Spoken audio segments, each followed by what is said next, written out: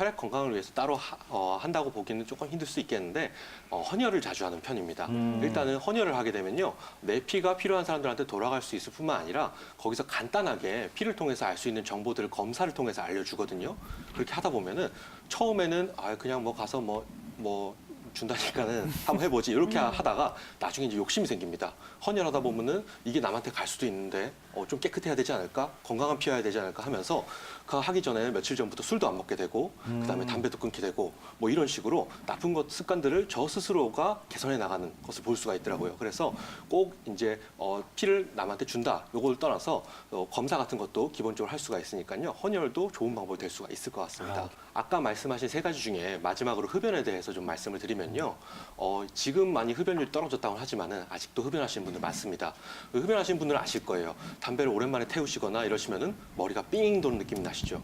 그게 바로 흡연 때문에 이 혈관이 좁아졌을 때, 수축됐을 때 나타나는 증상입니다. 그래서 흡연은 이만큼 혈관을 좁아지게 해서 혈액 순환을 저하시키는 요인으로 작용을 하고요. 그 다음에 흡연 자체가 동맥 경화를 일으킵니다. 이 우리 몸에서 심장에서 피가 뻗어나가는 혈관들을 동맥이라고 그러는데 그것들이 딱딱해진 동맥경화증이 발생을 합니다. 그 다음으로 또 심장에 있는 뭐 관상동맥이라든지 이런 질환들의 위험성이 증가합니다. 특히 직접 흡연뿐만 아니라 다른 사람이 담배 폈을 때 옆에 있는 간접 흡연으로도 미국 내에서 간접 흡연으로 인해서 조기에 사망하는 뭐 뇌혈관, 심혈관 질환자들이 1년에 수만 명에 달할 정도로 이것도 상당히 크게 위험한 부분이 있기 때문에 흡연하시는 분들은 일단은 금연이 혈관 건강에는 원칙입니다. 그런데 뭐 기침과 가래, 우리가 감기 걸렸을 때도 흔하게 많이 나타나는 증상이잖아요. 그렇기 때문에 기관지염인지 감기일지 도대체 어떻게 구분해야 될지 궁금한데 이 부분에 대해서 김영목 원장님께서 알려주실까요? 네. 지금 딱 요즘 계절 정도 되시면은 하루에도 몇 분씩 이렇게 문의를 해주시는 분들이 있습니다. 본인이 감기에 한번 걸리면은 몇 달이고 계속 간다. 기침이 안 난다. 감기가 안 난다. 이렇게 말씀을 하시거든요. 그런데 이분들 증상을 가만 들어보다 보면은 여기 감기랑은 명확히 다른 점들이 있습니다. 일단 먼저 감기부터 흔히 아실 수 있는 감기부터 설명을 드리면은 감기는 원인 자체가 오로지 감기 바이러스 요겁니다. 그래서 바이러스가 침투를 해가지고 고개 몸 안에서 다양한 증상들을 나타내는데 그 증상들이 콧물, 그 다음에 기침, 그 다음에 열이 난다, 그다음에 두통, 그 다음에 몸살 이런 다양한 증상들이 다 나타날 수가 있습니다. 그리고 요거 감기 같은 경우는 바이러스가 보통은 몸 안에서 내 면역력과 싸우면서 뭐 한 일주일, 뭐 길면 열흘, 뭐 2주 요 정도 안에 다 끝나고 나갑니다. 그런데 아까 말씀하신 요 시청자님처럼 뭐 몇 년째 기침이 계속 난다, 가래가 계속 난다, 한 번 기침이 나면은 몇 달이 간다, 이런 분들 같은 경우는 반대로 만성 기관지염일 가능성이 높은데요. 기관지염은 밖에서 아까 말씀하신 대로 뭐가 들어온 바이러스도 원인이 될 수 있지만은 흡연, 담배를 태우시다든지 아니면은 뭐 미세먼지라든지 내가 작업장에서 먼지를 많이 마시는 환경에 노출되어 있다든지 이런 거에서도 흔히 생길 수가 있습니다. 그리고 증상이 기침, 가래 일단은 쉽게 시청자님들이 알 수 있는 건 이 두 가지로 한정이 됩니다. 그래서 나는 감기를 항상 달고 살아요. 이런 분들 가만 한번 생각해 보세요. 내가 최근에 콧물이 난 적이 있던가? 아니면 열이 끓었던 적이 있던가? 아니면 몸살이 났던 적이 있던가?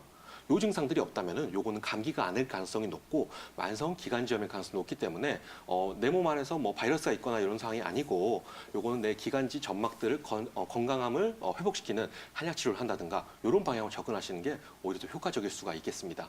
기관지에 좋은 한약재 어떤 것들이 있을까요? 네, 시청자님들도 요즘에는 다 아시는 게 도라지를 먹으면은 기관지에 최고다 이렇게 말씀하시면서 누가 어디서 도라지를 뭐 담가가지고 보내주셔서 그걸 먹고 있다 이렇게 말씀을 하십니다. 많이 아시는 이 도라지는 길경이라 그래서 한약재로 많이 쓰이는데요. 이 길경도 도라지에 무조건 다 쓰이는 약은 아니고 쓰이는 상황이 특정 상황이 있습니다. 대표적으로 길경 같은 경우는 처음에 이 기관지염이라든지 아니면 기침, 가래가 막 끌어올릴 때 요때가 좋은데요. 그래서 막 누런 가래가 나온다거나 아니면 열이 막 펄펄펄펄 끓면서 기침이 나온다거나 요럴 때 그걸 잠재울 때 길경 도라지가 좋은 효과를 가지고 있고요. 그 외에도 이제 잘 모르시는 기관지에 좋은 한약재들을 좀 설명을 드리면은 첫 번째로 살구씨, 행인이라는 약재가 있습니다. 이 행인 같은 경우는 담, 가래를 갖다가 잡는데 아주 좋은 역할을 합니다. 그렇기 때문에 만성적으로 저는 가래가 나와요. 특히 가래 심한 분들은 이 천증이라 그래서 숨을 좀 헐떡헐떡거린다거나 이런 것들 증상들을 발생을 하는데 이때도 아주 좋은 역할을 합니다. 그다음 두 번째로 후박이라 그래서 요거는 꼭 뭐 기침에만 쓰이는 약제는 아니지만은 위장으로 인해서 이 천식이 나거나 기침이 나거나 이런 분들도 좀 있거든요. 아니면은 뭐 속이 답답해서 기침을 자꾸 낸다거나 아니면 목에 뭐가 걸린 것 같이 이렇게 자꾸 하시는 분들, 이런 분들 같은 경우는 후박이라는 약제를 써봄직하고요. 그 다음에 한의사들이 좋아하는 약제를 중에서는 뭐 맹문동 이런 약제도 있습니다. 맹문동 같은 경우는 건성으로 아까 길경이 막 가래가 끓고 열이 끓고 이런 상황이라면은 오히려 맹문동은 반대로 목이 바싹바싹 마른다거나 아니면은 발작적으로 한 번 기침을 하면 계속 기침을 한다거나 이런 분들한테 목 안을 촉촉하게 해주면서 속 안에 윤기를 북돋아주는 이런 약제가 맹문동이고 비슷한 역할을 하는 약제로도 오미자가 있습니다. 이 외에도 뭐 페모라든가 바나 이런 다양한 약제들이 상황에 맞게 쓰일 수가 있기 때문에 꼭 기침이 난다 하시는 분들은 도라지만 찾지 마시고 한의원 꼭 찾으셔서 본인 상황에 맞는 약제들을 취사 선택하실 필요가 있겠습니다.